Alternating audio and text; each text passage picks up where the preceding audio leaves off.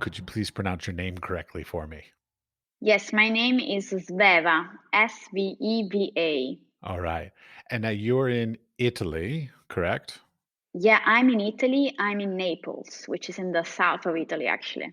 One of the first things now you're an art collector, at least that's an art historian. This is by training.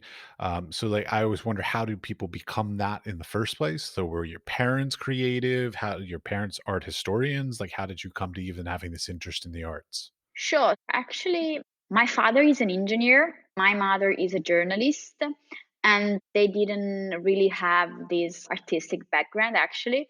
But my mother has this conviction when we were very little, me and my brother, that every Sunday she was bringing us to a different museum in Naples to visit our city, really like to discover our city as citizen, which was something very annoying for us because we were kids and we wanted just to play in the park on a Sunday morning, especially like here in Naples. I mean, we have mostly like sunny days, so of course you wanna always like enjoy to be out and to play as a kids. But still, she was forcing us somehow. But then, little by little, we started to enjoy because actually we were part of a group called Amici del Museo di Capodimonte. So Museo di Capodimonte, Capodimonte Museum is one of the most important museum here in Campania, which is the region where we live. It's in Naples, and it was actually the Reggia, so these main big villas, big buildings, a palazzo that the Borbone family built at that time.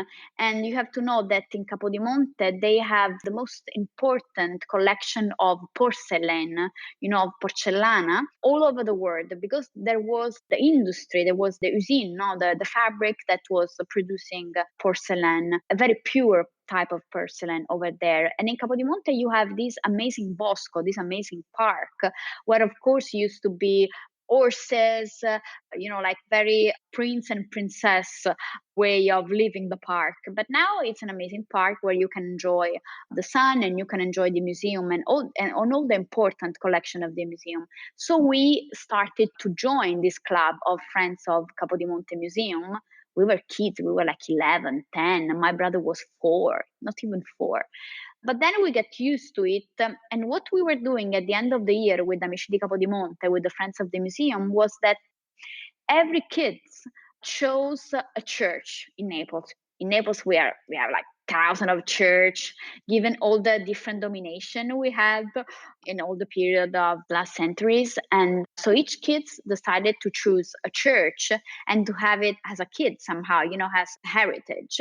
And there were like these open days for museum here in Naples back then. Now it seems a very like far things from us. Very, very strange thought. But anyway, so we were explaining the history of the church to the visitors, to the passers-by. We were even like saying to people in the street, come inside the church. We have to tell you something about the church that you don't know. So really like get people curious about something that it's every day over there. I mean, it's a church. I mean, people are always in the street here in Naples. So you pass by a church and you don't even like look at the building, look at the facade, look at the material they're built of. And each material, each form that the facade is made of tells you the story of that area, tells you the story of the prince or the princess that commissioned this church. And then if you enter inside, oh my God, there is like an entire universe of relationship, of materials, of richesse and whatever that you will never know if you don't even like enter inside the church. So I think that this for me personally was the first encounter with art. And that's from where I started. It was so very like familiar, personal encounter with this group of friends of the museum. And then of course I did the classical lyceum here in Naples. So classical lyceum means that you study Greek, you study Latin, and you're more focused in the humanistic part of each topic. And of course I was pretty much focused in history of art as well. but still it was everything was really like historical and traditional. And then I decided to do for my master. So I did for the first 3 years design and fashion and architecture as well at the university. And then I changed because I had a professor who was truly like inspired. It was like this type of professor that challenge you a lot, and I was this type of student that wants this type of things, wants to be challenged, wants to discover more, wants to have a trigger, in order to be like pushed to do more. I was kind of like a perfectionist somehow, so I really like this type of professor. So anyway, he was professor of history of art, but he has also like this relationship with cinema. So I was always into art, but still into an art that was intersectional, somehow. It was really like multidisciplinary. It was really like not only my interest in art, it has never been only in art for itself. It has always been art and something else. And so for the first 3 years at the university was art and cinema. So I was really like intrigued by the relationship between art and cinema. And especially I was drawn by Le Nouveau Realisme. So I was really like obsessed by Jean-Luc Godard. I was obsessed. Really like I was a maniac about him and about all of his films. I had still in my parents' house these old chapters of Histoire du Cinéma. I don't know if you are like familiar with this. Familiar, but not well versed. Exactly. So I mean, all of the chapter of Histoire du Cinéma, which really like tells you different chapter of different period of history that he was like reenacting, but like didascalically, in his films, especially in this movie, Histoire du Cinéma. And then I decided to do a specialization in history of art, still in Naples, in a different university, where I had the opportunity as well to do an exchange in France and then in Brussels, in Belgium. So I was kind of like developing, my conception and my notion of history of art, dealing with the French part as well, which was completely different. I noticed that, I mean, being an Italian studying history of art, I was not studying a part of history that was pretty much connected with the French history of art. And I think that pretty much in Europe, you have this sort of shift everywhere. Maybe if I would have gone in Prague or in Germany, I would have studied a different part of history of art that I didn't study being an Italian. So it was pretty much, reaching my parcours, my path of studies. But then still I noticed that there was a lack of contemporary art. I mean, being a student, an Italian student, and then a Neapolitan student, here, maybe you know, maybe you don't, we are pretty much, being art historian, pretty much into Baroque, into Caravaggio, into Rococo, into Rubens, in all of these masters. And then there is death. It's finished. It's the end of the time. It's the end of the era. It's the end of the history of art. There is nothing afterwards. So we had like a couple of professor who once I remember like the most avant-garde lesson that I had was a monography. So still a monography, talking about monography about Picasso. That the end of the time. That's it. Nothing else. So being like 20, I don't even remember how old I were. I mean, I was like 22, 23, I don't remember. But I wanted to know something about what's going on when I was 22. I mean, there weren't artists at that time. Of course they were, but they weren't subject at the university. So my experience of contemporary art at that time was being self-taught. I was a theorician. I was like an art historian, but I know nothing about contemporary art. So I start to go in contemporary art galleries, which here in Naples, again, we have a very strong and old tradition of contemporary art galleries. You should remember that Lucio Amelio, which is one of the god of the first gallery. I mean, maybe he even invented being a gallerist. So maybe didn't exist as a profession before him. Lucio Amelio, I'm talking about. he was from here, from the region, and he brought here artists like Andy Warhol, like Joseph Beuys. I mean, all of the very important artists of the 70s, of the 60s, and whatever. And he started the gallery really like near my home, where I live now with my husband, which is like in Piazza de' Martiri, and it's in a very ancient and historical building. It was a very like tiny, it was an apartment actually, where he invited artists. And of course, for artists like Andy Warhol or even Joseph Beuys, was kind of like exotic, to be here in Naples and to visit Vesuvio and to visit Reggia di Caserta, all of these grandeur palazzos that were telling you a story of kind of like an ancient empire of Renaissance, all this very important part of our history. And so I started to go in the galleries and I discovered a world. I mean, all of a sudden I said, oh my God, there is art coming up, while I am living. And I was pretty surprised. But I was like completely fascinated by it. It had so strong appeal on me that I couldn't really like I couldn't stop.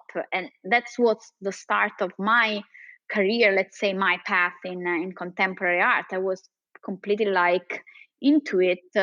And what I value the most was the dialogue that I could have with the gallerist and with the artist at that time. And it's also how I started my relationship with my husband. If you want to know some gossips, this is the gossip for me. I mean, like, really, it was a human relationship that we started because of course, we had some friends in common. But then the first appointment we had, it was in a museum because we had, okay, you are interested in contemporary art. Yes, I'm studying it. Okay, I can bring you to a show. And that's how it all started. And now it's more than 10 years that we are together. And our passion, our main passion that really like keep us together is art.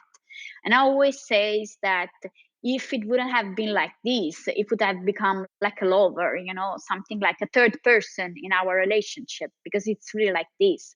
Instead, sharing this passion is like having a baby that we are nurturing every day, feeding, giving, milk and food, taking care of it, and trying every day to understand how we can do it better, how we can develop new relationship with artists, with curators, with galleries all over the world. So that's how it started, the collection that we somehow inherited from his father as well, that he was pretty big collector, pretty like into art from his era actually. So he started to collect artists from the Transavanguardia movement, Nouveau Realist, like realism movement. So artists that were saying something at the time he was living, was really like they were really like contemporary artists.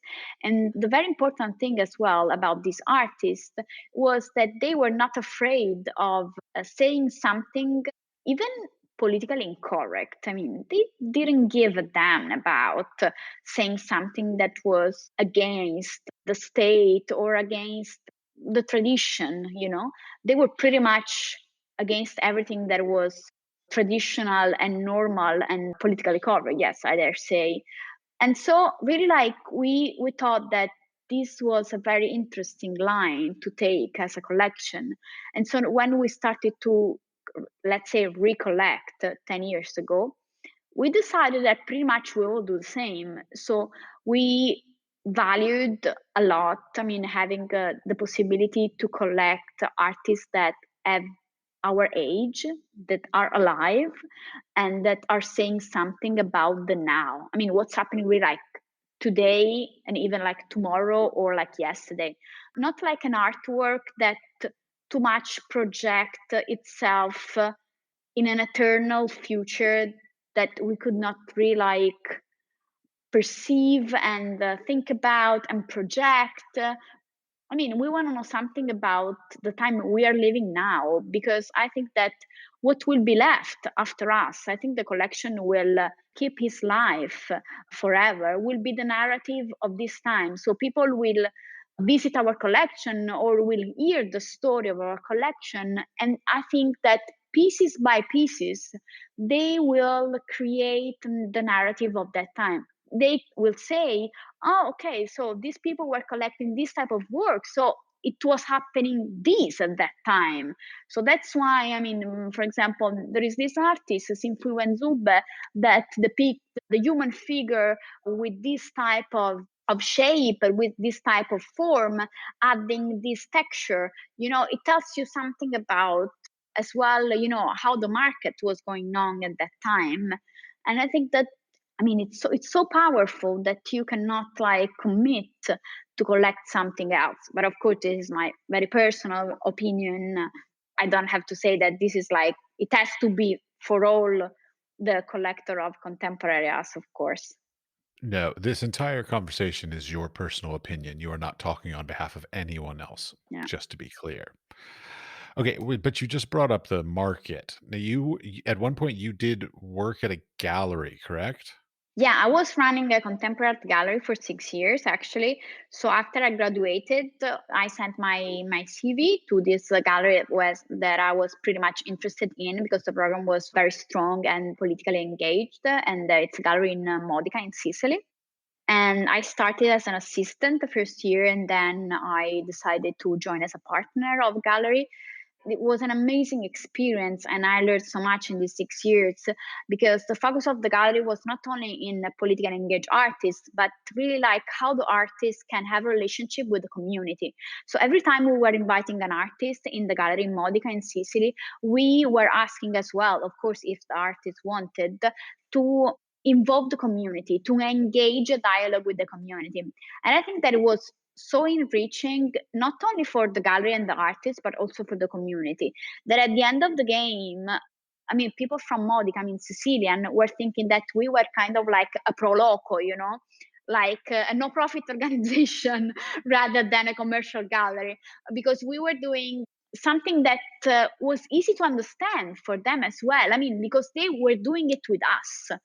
For example, we did this performance with Marinella Senatore, which is an Italian artist, and she's a performative artist. So what we did a musical with the entire community of Modica.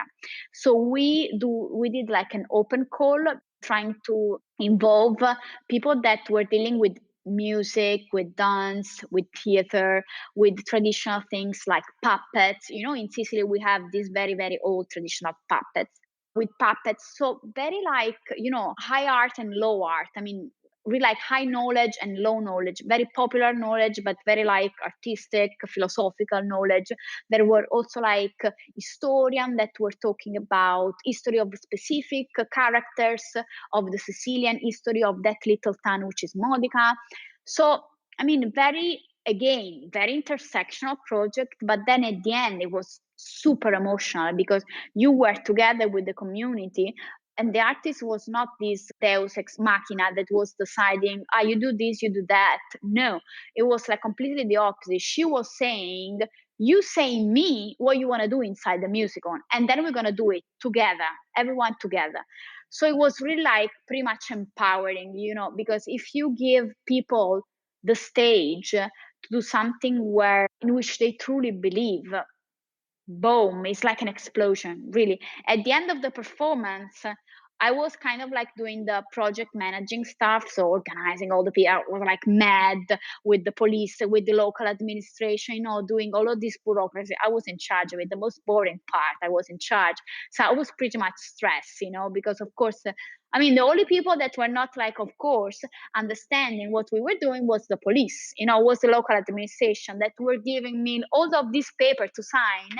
And then at the end of the day, while we were doing the performance, they were not doing their duty. I was doing it for them. So why I sign all of these papers if you're not doing what you signed? But anyway, let's forget about this.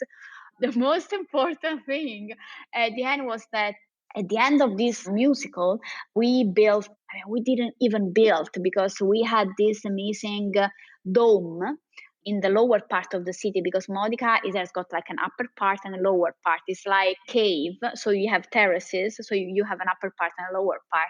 And in this lower part, there is the most important dome of the city, which is Duomo di San Pietro, St. Peter's Dome.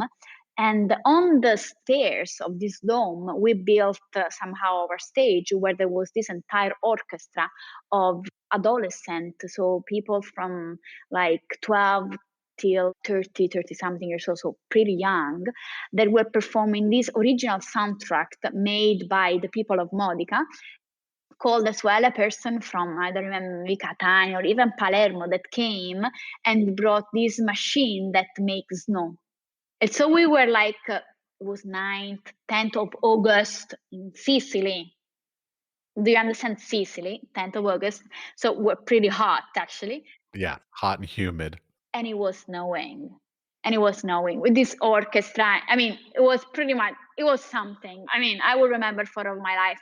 Of course, people, I mean, were getting like super emotional, and of course I was crying because for me it was kind of like a success because I arrived at the end of it, without the police arresting me or whatever. You understand the power of art when it's without any filter, when it's really like straightforward and tries to involve you, even though you know nothing about it theoretically speaking. You know nothing about relational art, about all of this psychoanalysis inside, of course, the process that the artist initiate. You know nothing about it, but it's good. It's super good because you really like, you purely, interact with the core of it. And I think it was a huge success. Huge success. Yeah, it's very common complaint that I hear about sort of I'll sort of put in air quotes like fine arts, the sort of barrier to entry for people who are not either trained or knowledgeable of it, that some people feel it's unapproachable, whether it's galleries or museums or performances, that's a very difficult thing for a lot of the public to figure out how to even find a way to start to engage in it. So, like for instance, my wife, she was not raised with art. It was nothing, and so like more or less, I've been her filter to try and sort of get her into it and sort of slowly get her sort of more interested in it. And it's a very difficult thing, and it takes many years, oftentimes, for people and cultures and communities to sort of grow into sort of getting past that barrier to entry. Yeah, it's pretty much what you say. I mean, being a collector now, it's a lot of time and being pretty active on social media. I have a lot of people who ask me, but Sveva, how can I start a collection? Because I mean, it's frightening, to go in galleries and to ask for prices, even to ask like the meaning of the work or whatever the stories behind it. And I said, I mean, first of all, the first step is like, don't be afraid to ask, because I mean, a question will never be silly. I mean, we don't have silly question, we have silly answer maybe.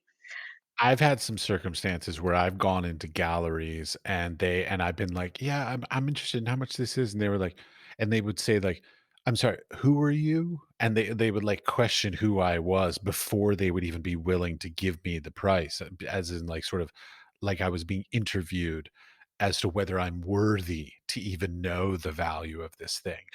So it does happen that I understand where that barrier comes in, and I understand why some people are very sort of scared of that issue, but it's not the most common thing. It's only happened to me a few times in my life, so I hope that it's getting better. Yeah, it's a very common attitude that galleries have, mostly like lately, to have this kind of a snob and a posh attitude towards anyone that is not in their circle.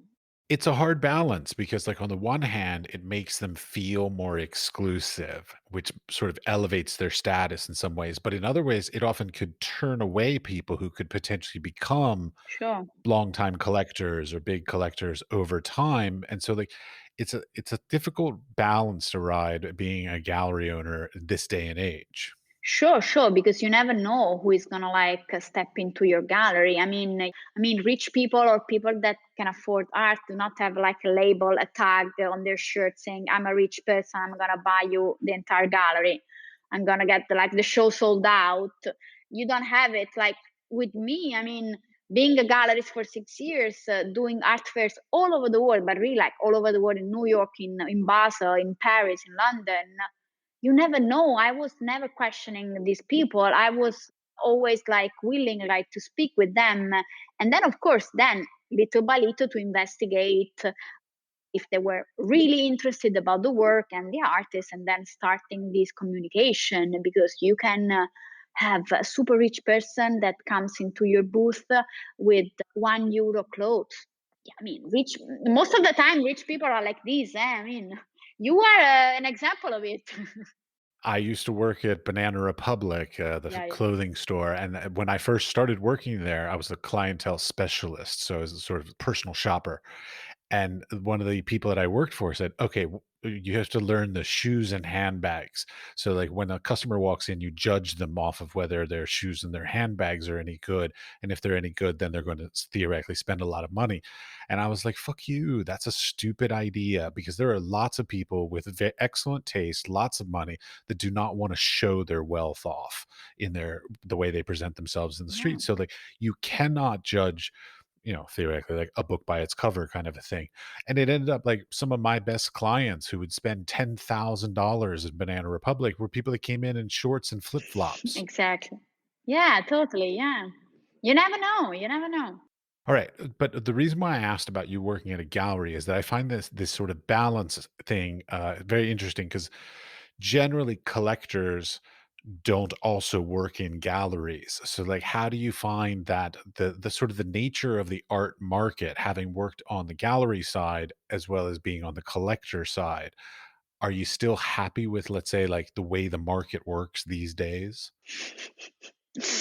I'm not very happy about it. I'm not very happy about it because, I mean, pre-COVID, I think that we were all running at a very fast pace, that it was unsustainable for all of us. I mean, for all of us, all the actors of the art system.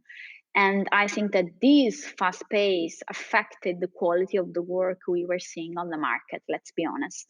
And I've heard these from a lot of art advisor as well from New York. So, I mean, not like a super conceptual, whatever French advisor that wants to see abstract painting and French abstract painting, and that's it. But a New Yorker art advisor that was saying, listen, Sveva, I cannot buy and I cannot suggest and advise any more artworks because they're like so much low quality. Because of course the artists were in this loop of hyper production that was nothing to do about quality. Instead, now I have to say that we were forced to slow down everything, and I've done I don't know how many studio visits lately, and the quality is exceptional, has risen, I think that more than 100%. Is really like it's something that tells you a lot about how the system that we were all supporting before was unconceivable anymore. Oh, yeah. I mean, I feel like to a certain extent, I've worked in the gallery system, I've worked in museums, I've worked in academia, I've done a little bit of everything in the industry. It's broken, but I can't seem to figure out what would be a better version of it. Do you so, what I'm asking you, I guess, is how would you like it to be constructed? So let's say the entire slate was wiped clean. How would you construct the arts industry, the arts market to benefit everybody? Yeah, I think this is a big question. This is like the $1 million question. I don't have the answer. I mean, no, I have my opinion still, and I think it's very simple. I mean, it's very simple because I mean, the simplest thing people don't do it. I mean, if it's simple, okay, forget about it. I will do the complicated way. But still, I mean, I think that it's simple because we have to focus on artists. So I think that what we lost in the pre-COVID, or I mean, like still is not so much like this, is the centrality of the artist. We should really, like every one of us, put the artist at the center of this system and try to understand what to do in order to enable them to produce better, to produce in a more sustainable way, in a more innovative way, really like trying to using technology as well in order to help them to produce better and to produce in a more also like in a way that they are more aware of what they're living right now and what we are all living, because of course, if you see it from the collector's point of view, what I like in a work of art is the way it investigates the period we're living, and it investigates in a way that unveil me something that I cannot find in the news broadcasts, a story that somehow maybe mass media do not want that I know, something that is hidden, something that is like a secret that the majority of people do not have to know. And I want to see in art an alternative, another way, another perspective to see the world. I want that an artwork let me dream, I don't want like to sound too romantic, but still I think that we need some romance in our life. And I think that art can give this to us in a very direct and straightforward way. So what I would like that will change will be really like this, giving the possibility to the artist to be an artist, to have the time to be in their studio and just have the time to think, just have the time to do research, just have the time to speak with me, and to being a collector, being a gallerist, being a curator, and to confront themselves, saying, ah, Sveva, I'm doing this research, I'm using this material to do that. What do you think about it, And sometimes it helps a lot, this confrontation, this comparison, this nurturing dialogue between human beings. Because instead, if you don't have the time to do this anymore, I think that we lose the most important part of the work of art, which is a sharing process at the end. It's a sharing process, sharing knowledges, sharing researches, sharing thoughts, sharing fears about everything that we are living for. And then I think another issue now, which is something that is going up recently, it's the eco sustainability of the art system. We have to go green as well. It's not something that do not affect us, because of course our work is impacting as well on our world, on the earth. So there is this growing green coalition between galleries that I highly recommend to look into it and to try to have more info from them, which is affecting all of us. And also lately, even Philips, the auction house, joined this green coalition, which I found that it's something that is like so evident as well. Again, it's just a simple choice. I mean, it's not like a question, do I have to join the green coalition? Of course you have. Still you're thinking about it, sign it, and that's it. I mean, you don't even have to do a lot of research. It's so evident, it's so simple that we all have to do this in order to survive, guys, in order to survive, in order to live a happy and healthy life for all of us. Okay, I want to go back a second. You were talking about the connectedness that you have when you get to have the time to talk with an artist and sort of listen to them and give feedback and this kind of stuff. And it sort of dawned on me like that to me is a substantially better way to connect with artwork than the contemporary thing, which is of course artist statements, which I have a real problem with and as a general whole. But so like from a collector standpoint, I totally get the idea that like connecting with, discussing with, giving feedback would be exponentially more engaging and sort of a nurturing of the whole relationship of like collector and artist kind of thing, more so than a written statement. So like I guess in the end the question is like how do you feel about artist statements as a whole? Artist statement written by artist or That's actually a sort of a sub question of it, like, should they be written by the artist or can they be written by a curator or some other ghostwriter or whatever?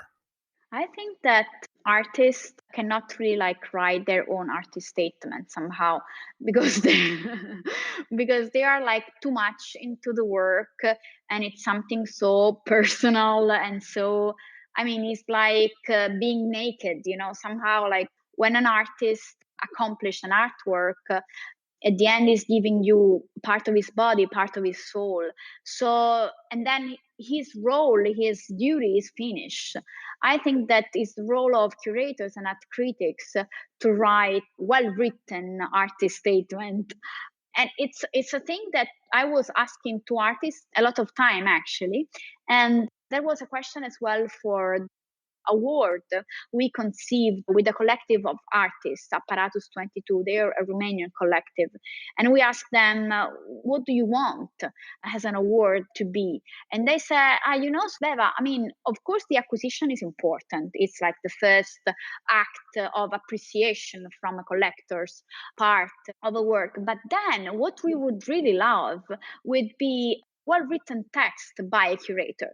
So actually, our award, which is called Because of Many Suns, which is going to be with the Artorama Art Fairs in Marseille at the end of August, will not be only the acquisition of a work inside the art fair, but also our curator, Carolina Ciuti, which is the curator of the award, will start the dialogue with the artist that is going to be the winner of the award, and will try, I mean, in a long period of time, it will be like a long term commission for her to write a text about the artistic practice and to let this text be useful for the artist for a long period. So to not like use this text for 1 week and then it's gonna be like not useful anymore, but still try really like to go in deep in the work of the artist and try to deliver him or her pretty much consistent text about their artistic practice. I mean, most of the time when I read artist statement from artists that are really like just graduating from the academia, my God, I mean, poor them. I mean, it means, I think that it means that they have no one that tells us, listen, you cannot write these sort of things on the paper. Write it for you on your diary, for your agenda, for your journal, but not like to the public, you cannot deliver this sort of text, you know? It's gonna affect it bad your work at the end. Well, see, okay, I'm from academia. I understand. I feel like there sort of are different art statements that artists can create. Like, there's one that can be written for the general public to engage them emotionally and expressively and all this kind of stuff. But then in academia, like there's academic journals and um, you know institutional exhibitions and these kinds of things, and they almost need like a different artist statement that's much more intellectual, much more sort of putting your work into an oeuvre so that you sort of see the context in the canon of how they fit in. So that's a different artist statement. And so like what I find difficult about just the term artist statement as a whole, again in air quotes, is that we as practitioners of creating art are generally not very good writers, and yet we're expected to be able to not only produce our whatever in some elegant way, then we're also expected to be able to eloquently write about it, not just once but probably like in three different ways. Like, to a collector, why is my work potentially valuable or important to you and your collection versus the general public versus an institution. It's too much. It's just way too much work. Like, I mean, it's hard enough just to make really engaging and interesting and evocative work. Then I also have to be able to, like, write about it eloquently in to to different formats depending on the need. It's just I wish that the system would allow for instance, curators to legitimately write these statements on our behalf and just like accept that, because it's exhausting for me. Of course, yeah, yeah, yeah. It's really exhausting. And then you had very like famous example. I mean, Jerry Saltz was an artist at the beginning, and he was a very bad artist actually. So then he turned in a very good writer. So what a better example. I mean, he's one of the art critics that of course can be criticized a lot, but still that I admire because he says what he thinks. That period. That's it. And I pretty much value this sort of art critics because I mean, for me, if we want to talk about art critics, it's like boom, it's like a big, big issue. And especially like being Italian, there is no more art critic. Art critic is dead for me. I mean, we don't even have like, if I have to be honest and coherent with myself, not even a magazine in Italy that talks properly about contemporary art with the right language. It doesn't mean that you write it's conceptual, it's pervasive, whatever installation means that you are describing well the work. You are only using some very like difficult words one near the other, and that's it. I'm not understanding anything. You're understanding maybe less or maybe more, I don't know. The general public is understanding nothing, and they're maybe thinking what they're writing about. Yeah, art criticism has been moved over to the general masses through likes on social media. Like that's the thing that now unfortunately defines whether something is quote unquote successful or not or popular or not.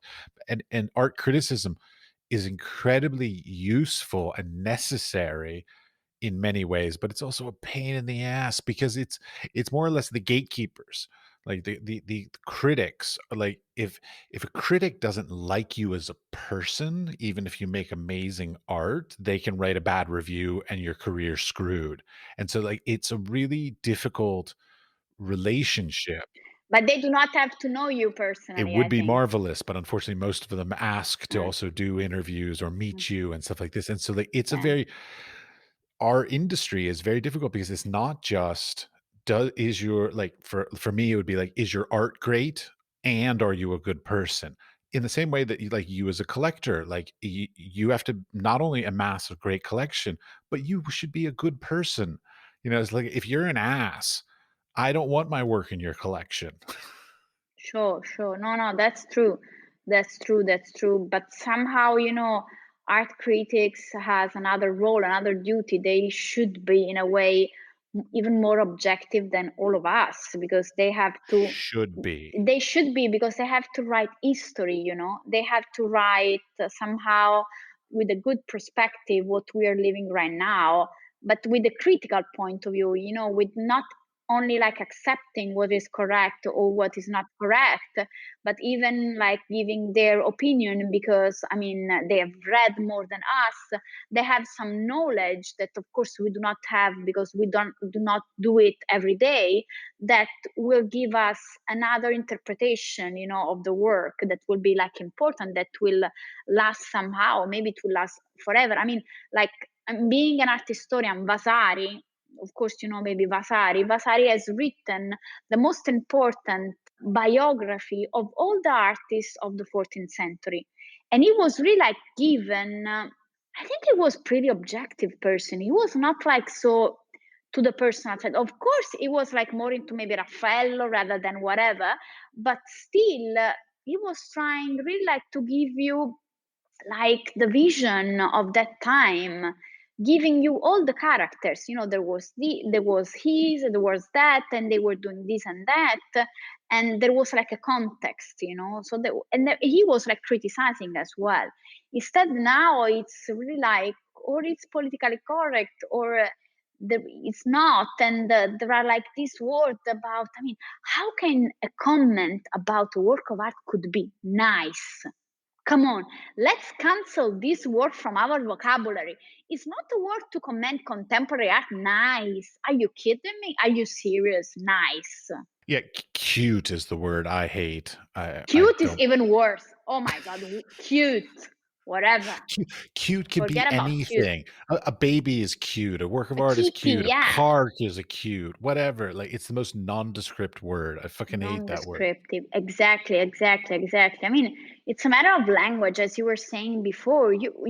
We should all really like put new meaning in old words. There are a lot of words that really like lost their meaning, like for example, installation, freedom, female artist, oh my god, race, black artist. There are all of these like transgender, whatever, lbgt, whatever letters you want to put inside it. Well, I have to admit, okay, no, I take the position, and maybe I'm just old. I mean, I'm 47, so I'm of an older generation. I'm 31. I'm 31. I'm not that Congratulations. young. Well, you're younger than me. You're easily a generation younger than me. But Right. as much as I respect these groups, these LGBTQ plus, the black, the all these different sort of subgroups of stuff, I okay, what it was is I went and I taught in the Middle East. I was in the United Arab Emirates, and I was teaching Muslim women, primarily at university about art, and, like, so that was the thing, and they kept defining themselves as, "My work is about a Muslim woman," and I'm like, "Why do we have to differentiate? Why can't it just be, your work is good?" That's it. Like, and it doesn't matter that you're a woman, and it doesn't matter that you're Muslim, and it doesn't matter. Like, it's just quality of work, merit, and craftsmanship, and whatever other word you want to put to it. And I feel like these sub-segregating little groups is actually hurting the arts world because now we're separating. Like, I'm sure I haven't met any of these people, but I'm sure there are people that like only buy LGBTQ work or only buy work by Black Americans or Africans or whatever. And I mean, I know of people that only collect Asian art. So I mean, I know this has existed, but I feel like as a whole, as a community, as the arts world, it's dangerous because it's really separating us instead of bringing us together. I totally agree with you. No, I totally agree with you because it's giving like people and artists really like labels, you know. You segregate them again and even more, I think. Now we have seen a lot, shows about Black American artists, African artists, but only like this, as you said, subgroup of people, very interesting word, subgroup of people being gathered together. But we do not see that much a show about art, a show with artists that are connected because there is a concept that they are developing in different ways, but still there is the work that holds the concept and the context, working together. So, of being a woman, of course, I want to support women artists. Of course, I want 100%. In fact, in our collection, majority of artists are women, but not because we chose it from the beginning, but because maybe we have a sensibility that connects with this type of works. And I'm talking about the work, not the artist being a gender of whatever, And so, what I always say also with the curatorial project that I do is that I'm not inviting you because you are a woman or because you are Black. I'm inviting you because I'm interested in your work. And I think that can have a good connection with the concept I have in mind. Like, for example, I'm curating a show in early June in a gallery in Vienna, and I've invited two artists, one from the United States and one from South Africa. And then I asked them to invite another artist. Each of them is inviting another artist. So I really like try to push them to perpetuate this concept of inclusion, that has to come from artists itself as well, and it has worked pretty good actually. And then at the end, artists from very different continent, America, really like New York, this New York State, and then two of them are from New York State, and then the other two of them are from South Africa. One is from Johannesburg and one from Pretoria, come on, it's very peripheral place. But they, in this concept, in this dialogue that we are developing, that is around collective nostalgia, they found a lot of things in common at the end. So there was pretty much most of the things that they had in common rather than the things that were dividing them. Being from, two of them are Black. Doesn't matter at all, at the end of the day. Yes, it's difficult. I mean, there's no resolve for it. I mean, there's always the desire to have in groups and out groups, and give priority to people of similar whatevers. It's just human nature, sadly. But I wish we didn't sort of continue to sub segregate the arts because we're already a niche thing within the world, and then to like sub niche us seems a bit ridiculous. Like it seems like we're Yeah. hurting ourselves more than we're helping ourselves. Yeah, yeah, it seems. But I think that it's also like, of course, art is always the reflection of our society. So, of course, we are reflecting what is happening out there. And I think that sociologically speaking, this process still has to be radicalized. It really has to reach a peak.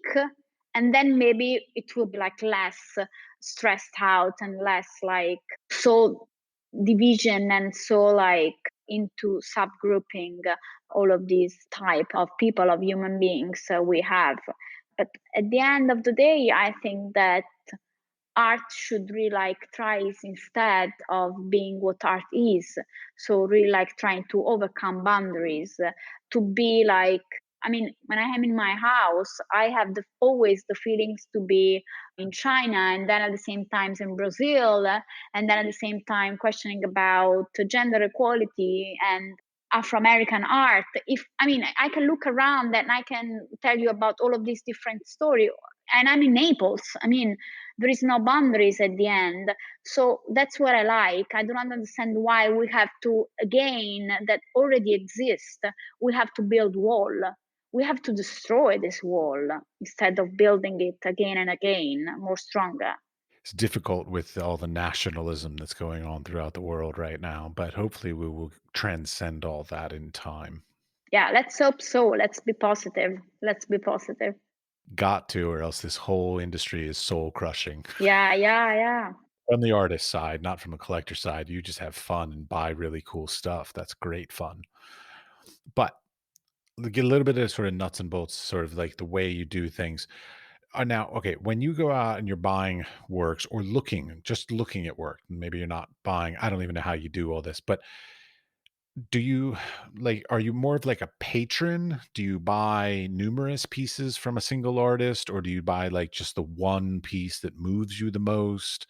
Um, or do you potentially like, is the idea of sort of the traditional patronage a thing that you either have done or are thinking of doing?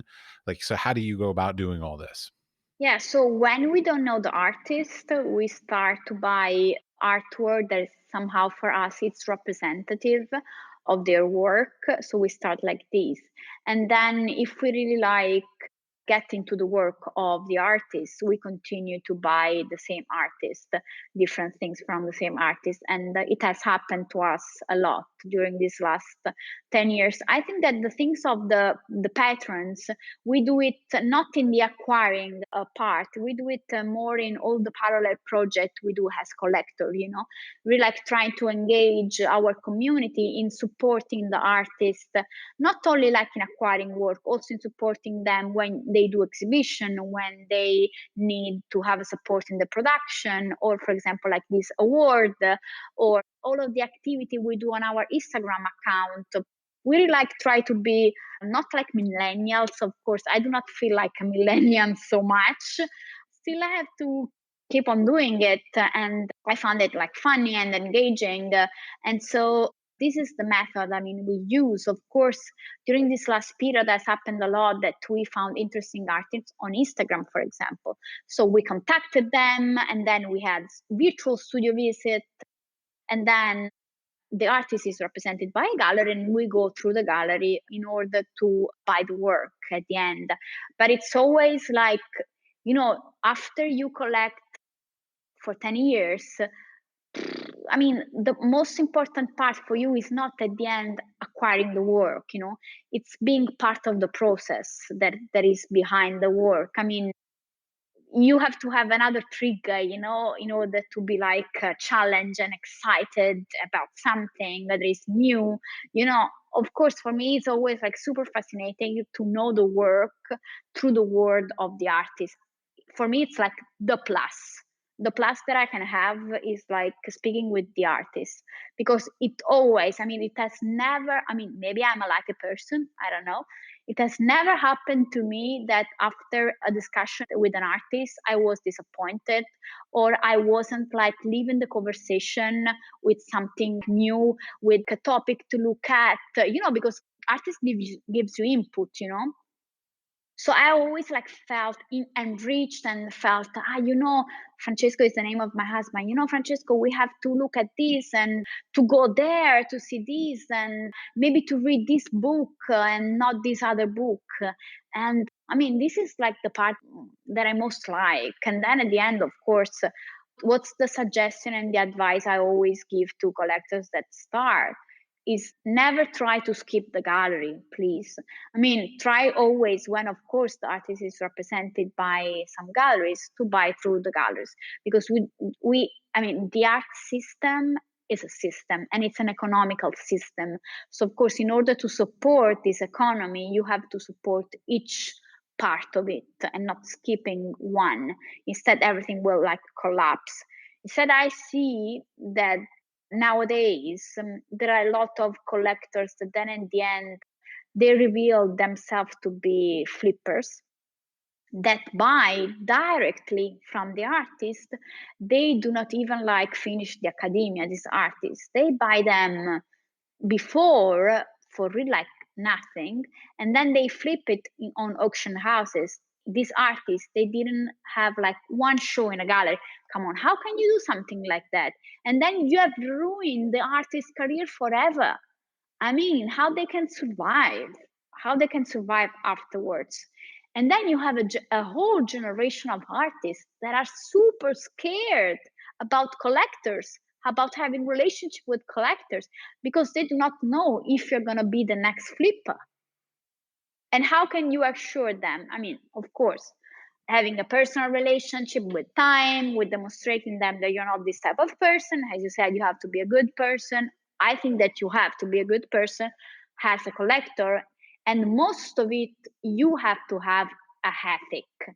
You have to have an ethical code that you have to follow. You have to have 10 points in front of you, 10 points to be a good collector in order to really like participate in the sustainability of the system. Okay, wait. Do you have like an Excel spreadsheet for this? What are these 10 points? I love an organizational chart. I mean, I cannot reveal now everything because, of course, Okay, 5 point. Give me 5 points. because it's part of my being a millennial and being so active on social media. I reveal them once upon a time. It's not for free. Come on. No, I'm joking. I will reveal, I mean, the points that I think that are most like important that you can share with your amazing public. First of all, as I was saying you previously, is always buy through galleries. Always buy through galleries if the artist is represented by galleries. Second one of all, if you buy an artwork from a young artist, do not sell it on auction before at least 5 years. It's really like the minimum 5 years before reselling a work. It's the minimum. And this is a suggestion to galleries. I strongly suggest to galleries to let collectors sign contract resale agreement to do not resell the work at least before 5 years. That is very important. And then be coherent. I think that coherence has to deal a lot with collecting nowadays. So be coherent with yourself. If in your daily life you're not a flipper, I mean, you're not like exploiting people and then the next day you're selling them on the gossip, whatever, do it as well on your arty life. Be coherent, be consistent. And then the fourth advice that I can give you is that collectors have a big responsibility, big responsibility. So be aware that you have a role, a pretty consistent and important role in the art system. So whatever you do is going to affect all the other actors of the art system. So be pretty much aware of what you are doing. I mean, do not do things without even thinking.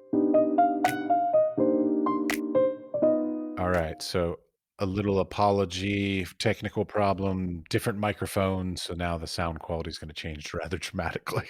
So please continue. Yeah, I'm sorry for it, but of course, technology is always an issue. So I was like at the fourth point. So saying that nowadays, more than ever, collector has a big responsibility being in the contemporary art world system. So being aware of it, he lets you do choices that are somehow responsible for the artists, for the galleries, and for all the system.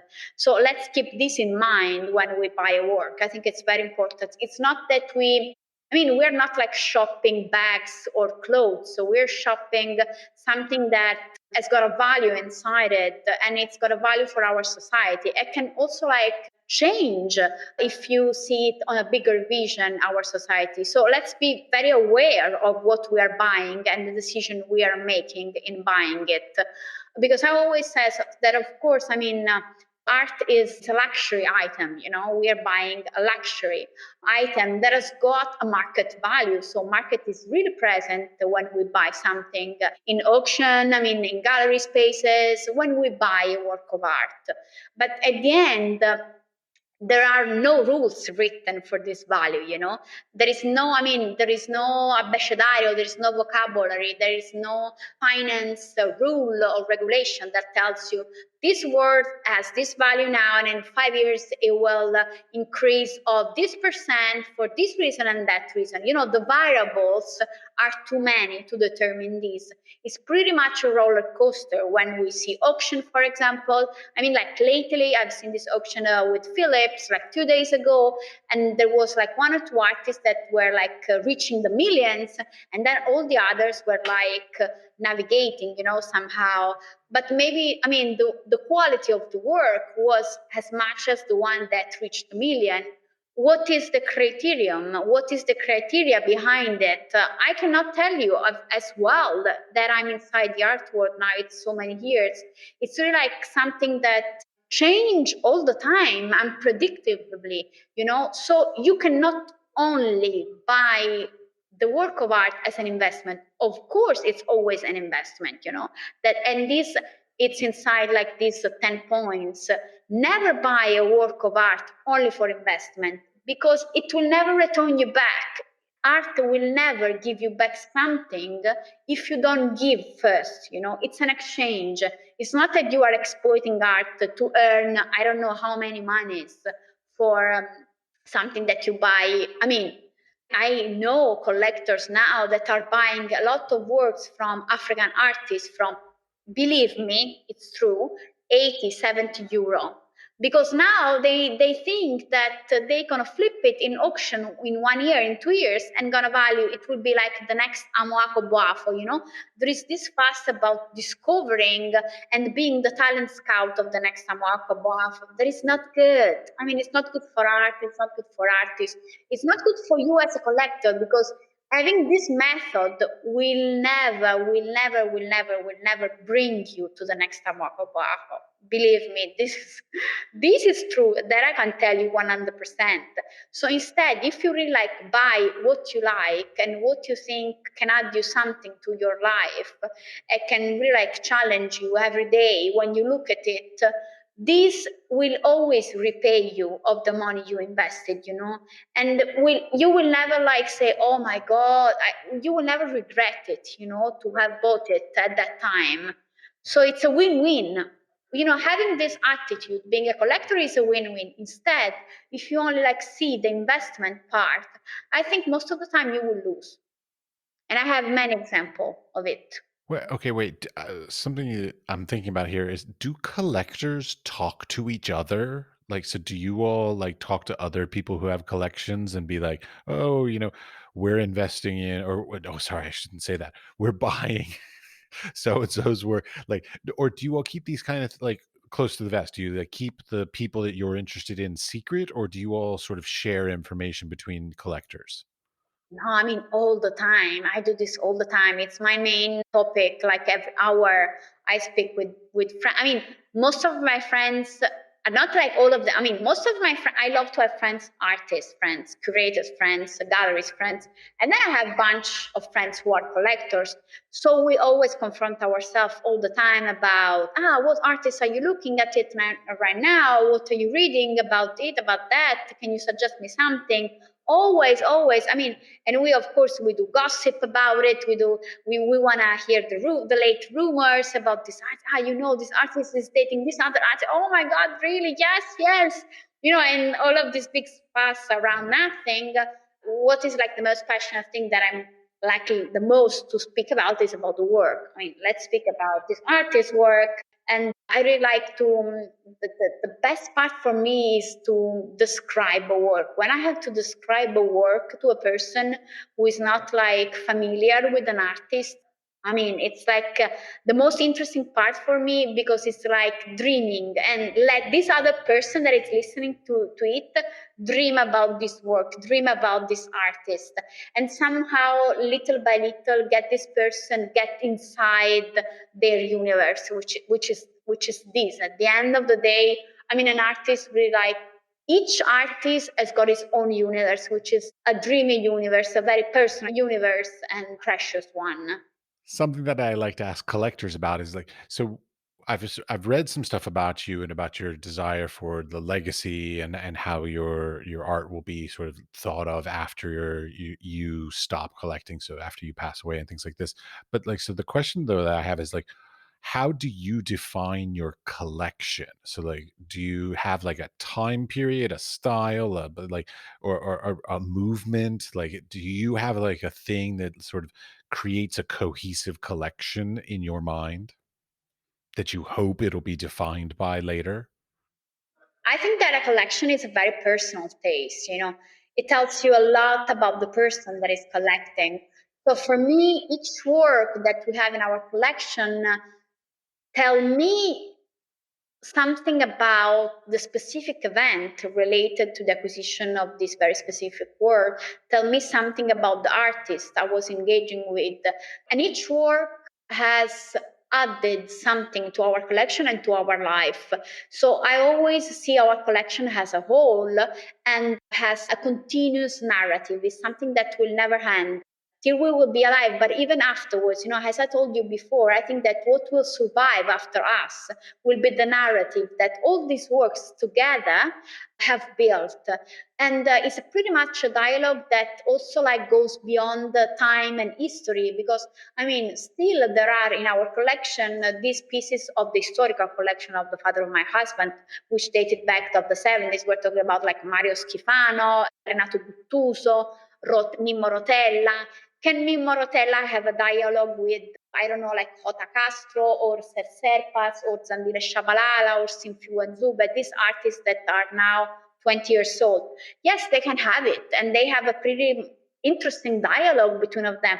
I don't know what Mimmo Rotella can say to Sinfu Zube when they will meet. I mean, they're taking a coffee together. I don't know. Maybe they have different tastes of coffee, maybe. I don't know.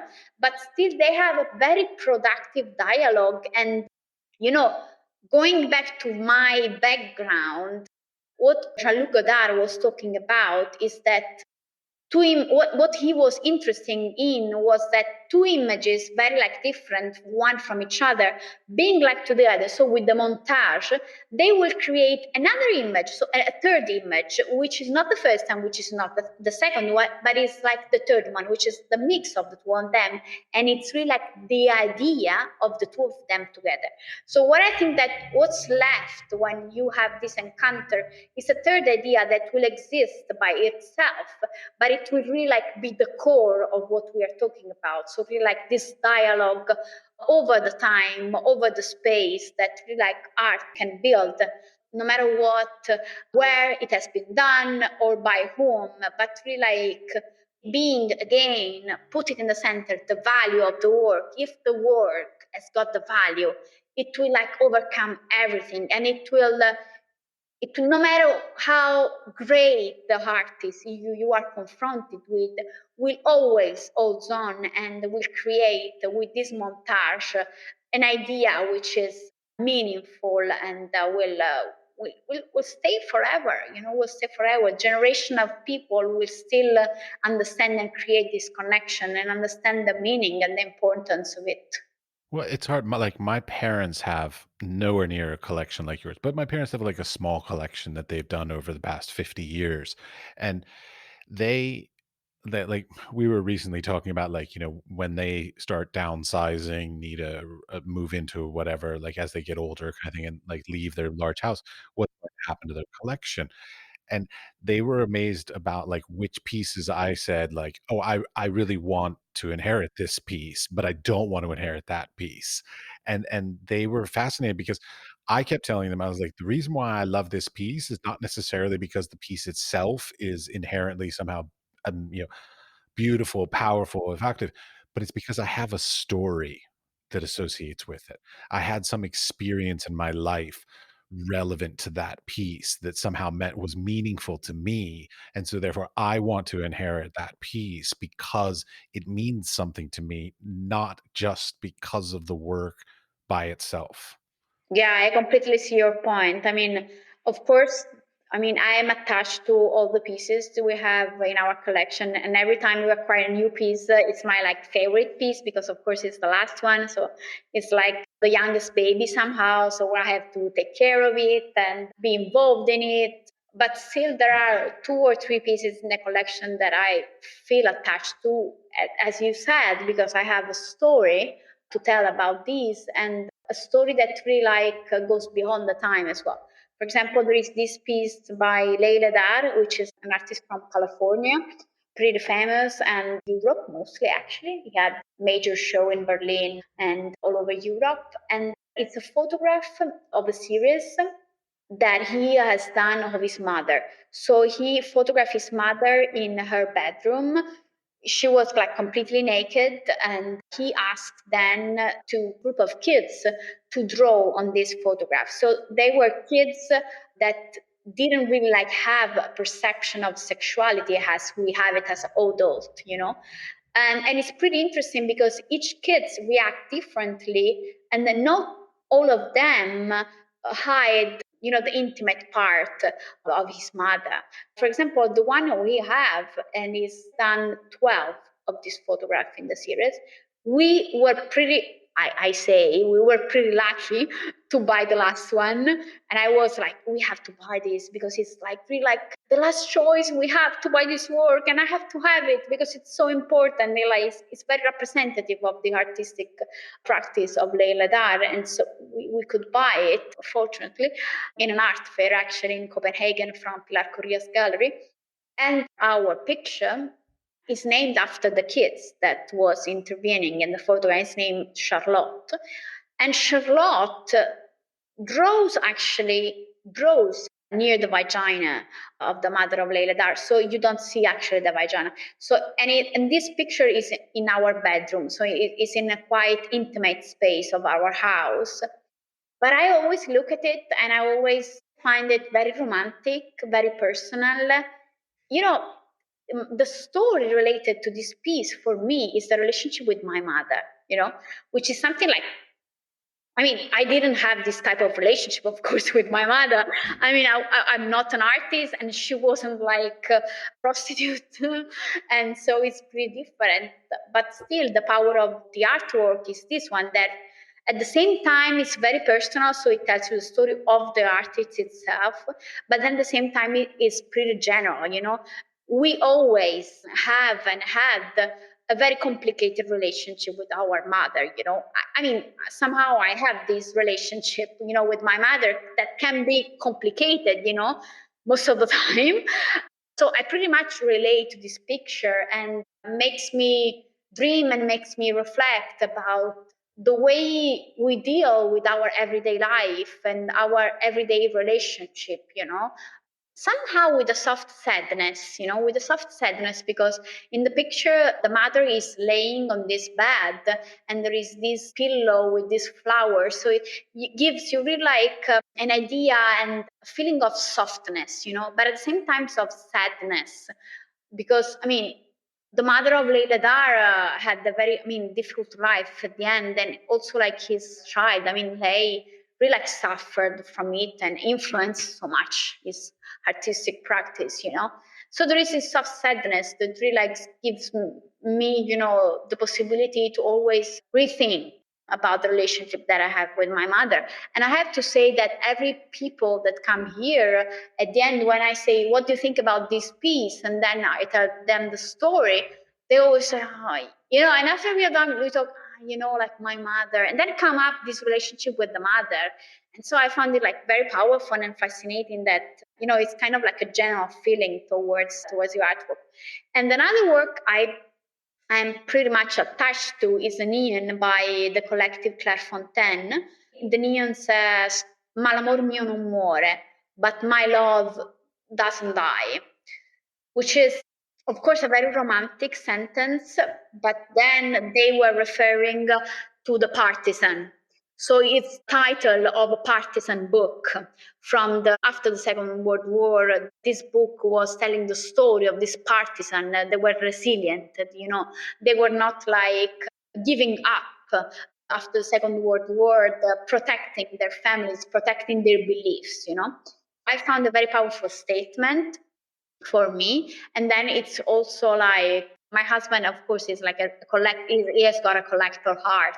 So when he proposed me to marry him, he didn't give me like a ring.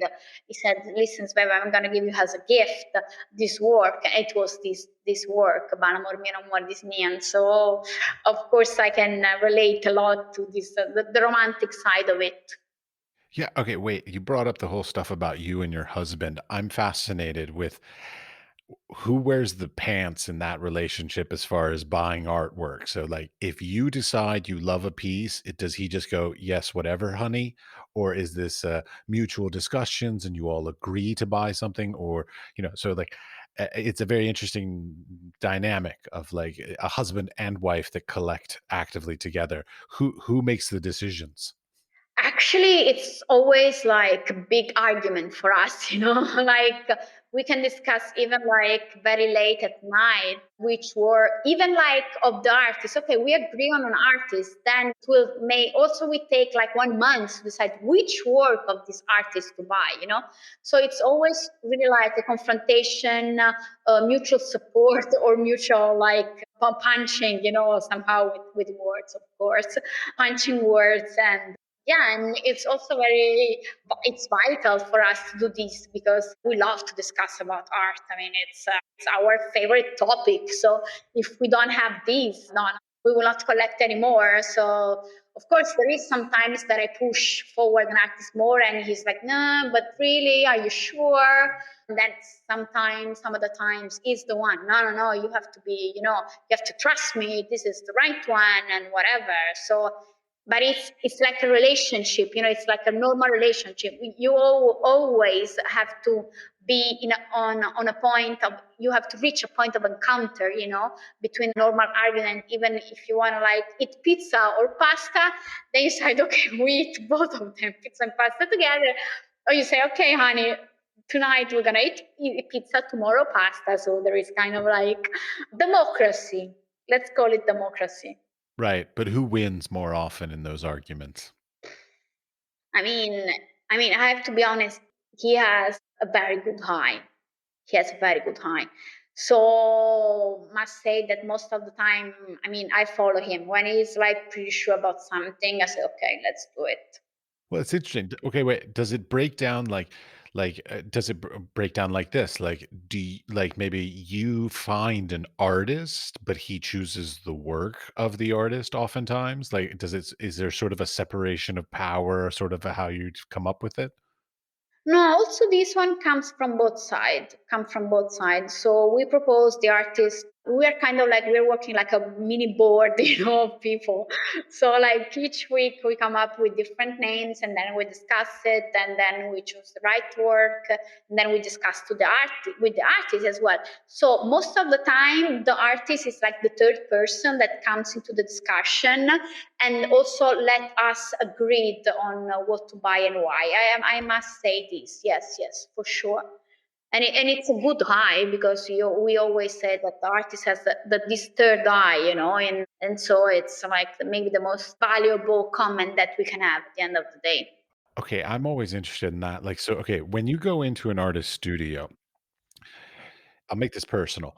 So, like, I have this thing that, like, when I have a studio visit and I show them, like, let's say, a dozen pieces, Usually the one that I hate is the one that the collector likes, and usually the one that I love, the collector doesn't connect with at all, and I'm always fascinated by, like, so, like, if I were in a studio visit with you and I said, "This is my most meaningful piece," would you give it more weight, or would you be like, "I don't care what you think, like, I like this other one?" Very tough question, actually. I mean, at the end of the day, if you want to buy this piece, buy it. You're free of it. I mean, if I have to buy, I have to decide. I'm sorry, but it's my money and it's my taste, and I have to have it hang on the wall for the rest of my life. So see it every day. You have to like it.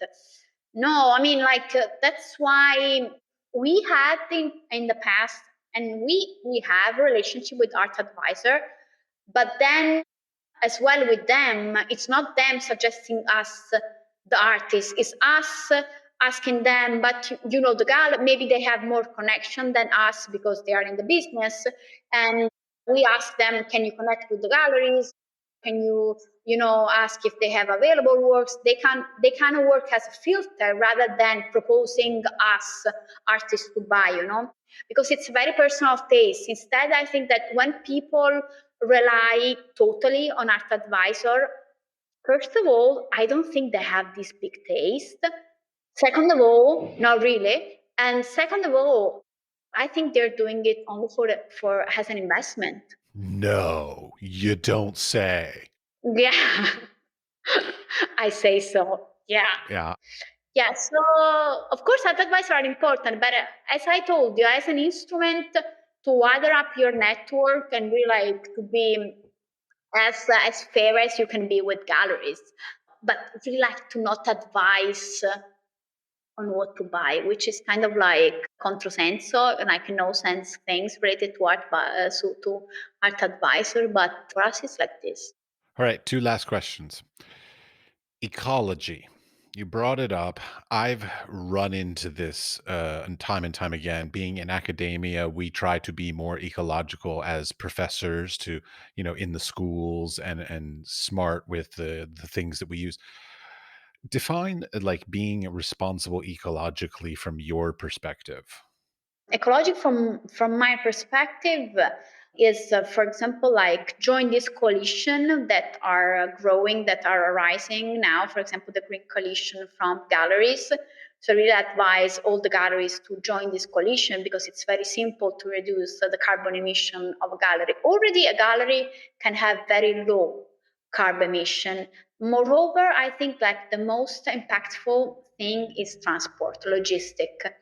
So logistic meaning that if you have to do a transport from the States to Europe, you can, if you want to like lower your carbon emission, you should use a boat rather than a plane, which will take, of course, more time, but listen, it's going to be safer for the works. And this is going to be tested. It's already tested by a lot of galleries from the States. So doing like the opposite, shipping works from Europe to the States, and they have tested that it's safer. Of course, you have to plan it in advance, but you always plan transport in advance. For example, for the show I'm creating in June, the transport will be already happening in March. So you always plan in advance. So it's not like this big change if you plan like 1 month more in advance. But still, it's cheaper. It's cheaper as well, and it's safer, and it's safer for the work because it's like dedicated. They will have their own space. No one will like walk on the crate of the work, causing like the destroyment of it. So why not doing it? Being a collector, of course, we travel less and less now, but we are pretty forced to do it. But I think that in the future, really, believe me, I think that every one of us will use again more and more the train because airplane has been really like toxic. I don't know. I mean, really like the way of traveling with the airplane is becoming toxic, and even more being in airport now, it's a mess. It's a total mess, total madness. So I'd rather, even if I have to do like 2 or 3 more hours of travel, I'd rather take the train for sure, 100%. Well, I mean, because like when I think of ecological, there are two sides to that. Like big collectors that fly around to all the art fairs shouldn't use private jets, they should fly commercial. That's one kind of thing on the extreme version of it. But then I wonder, like, as a collector, does it matter to you, like, as an artist, if I'm using ecologically smart materials or resources, like, is that does that affect your choices and selections? Sure. I mean, I think that, of course, if you talk about paintings, a lot of artists nowadays are using like organic colors or colors that are reused from past colors that have been like kind of like wasted somehow. So, I mean, it's really like a general practice, you know. And of course, there are some artists that are doing like works specifically on it. And we have works that are dealing with this, but more like in a theoretical way. So, talking about the subject rather than like using maybe what you're saying like ecological or reusable materials. So it didn't happen still in our collection, but you never know. Of course, we are interested in the subject, but more like in the practicality of it. So as a painter using already like material that have been already used, or in videos that talks about the subject but in like in a parallel way, in a more complicated other way. I'm in a more layered way. You know, I don't like what you're saying. Maybe like for me, it sounds like a didascalic work. You know, I don't buy work that talks about ecology. For the sake of ecology, you know, like it's not the work of art. At the end of the day, it's a didascalic explanation and dissertation about ecology, which is fine. I don't think that art should do this. You know, art should give me like something more than that. Sorry if I. No, it's totally legit. I mean, well, the reason why I ask is because, like, I have a friend who used to run a printmaking studio. Now, printmaking, of course, uses a lot of water, and it's very wasteful in that way. But then there's like the choice of using like oil paint versus like the newer like vegetable inks and things like this. Like, so like, like, does when you talk about ecology, are you talking about in the production of the work, or sort of in the part of the industry? So like you're saying, shipping and things like this. What's the important part to you? I mean, each part is important because each part contribute to the final outcome. You know, it's super important that from the gallery part, you like initiate this process, which is not. I mean, it's simple, but then at the same time you have to work on it. And then from the artist's point of view, maybe you know like these organic colors sometimes are more expensive than the more toxic one, so not all the artists at the first level can do these choices. So maybe this again will be a responsibility of the galleries who is commissioning the work to let them have the medium, the instrument, in order to be eco-sustainable, you know, more ecological, eco-green, green friendly somehow. So you know, it's both part. It's not the one part is divided to the other. I think that everything should work smoothly in order to have a greener outcome, let's say. All right. 3 artists that you think are somehow noteworthy or you want people to pay more attention to at this moment. This is a big responsibility. This is a very big responsibility. You can do more than 3, that's fine. I just chose the number 3 because I like the number 3. All right, all right, all right, all right. So I think that there is an artist. So first of all, a collective of artists that I was talking previously. So Apparatus 22, a Romanian collective. There are three artists, one brother and one sister, and then third girl, Maria. They do an amazing work, and I think that is still underestimated in the States. They're pretty much in Europe known, but not in the States. And I think they need to have a worldwide recognition because they're not only artists, they are wider than that. They really like reflect with their work on what does it mean to be an artist within the art system. So they do very critical work about the art system that I think that it's very useful for us because it really like get us reflect on what we are living and maybe give us the instrument of understanding what has to be done in order to let things change to support more the artist.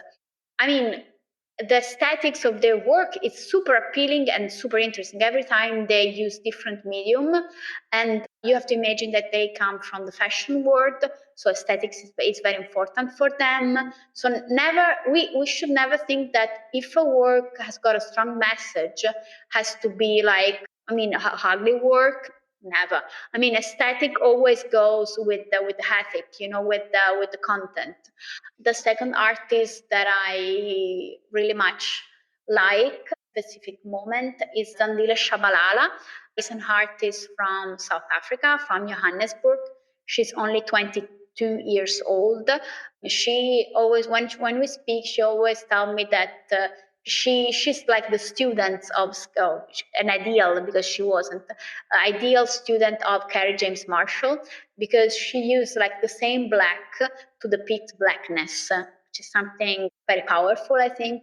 Of course, she represents the human figure in a way which is very voluptuous, very glamorous, very feminine, without being ashamed of her femininity, which I found very, very honest and very true to me.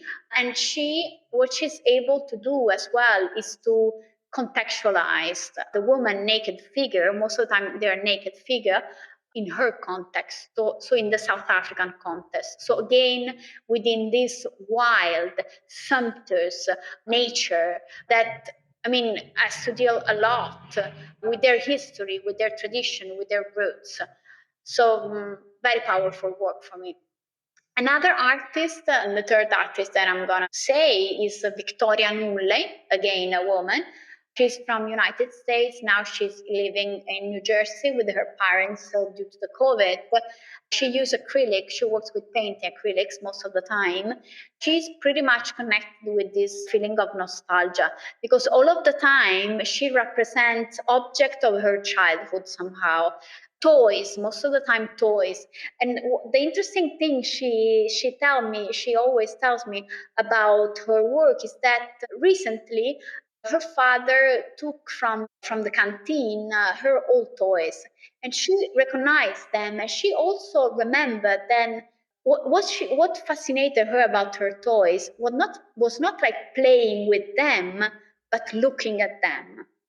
And so, I mean, that's how she became an artist, wanting to represent the object that was surrounding her, and that are still part of her everyday life, and tells you something about a generation of artists that are so like intimate, so reflecting about themselves, being super aware of what's going on, like around them. I mean, being in the United States, now they were like super concerned about politics, about social issues, about gender issues. And you see that in their paintings, but you see as well this very intimate part, this universe. If you think about the United States, this also individualistic, way of relating to the world outside, and which for me it's pretty interesting and it's funny. I mean, her paintings are pretty funny, and for me, another very important part of art is that has to make me laugh sometimes. It makes makes me have feelings about what I'm living as an emotion. Any other topics that you'd care to talk about that we didn't touch on or that you want to expand on? No, I think we were pretty much like in depth in a lot of topics, and it was a pretty interesting conversation actually. Marvelous. Well, then, thank you very much for your time. Thank you for inviting me to this podcast. The Wise Fool is supported in part by an EEA grant from Iceland, Liechtenstein, and Norway in an effort to work together for a green, competitive, and inclusive Europe. We would also like to thank our partners Hunt Kastner in Prague, Czech Republic, and Kunstsentrene i Norge in Norway. Links to EEA grants and our partner organizations are available in the show notes.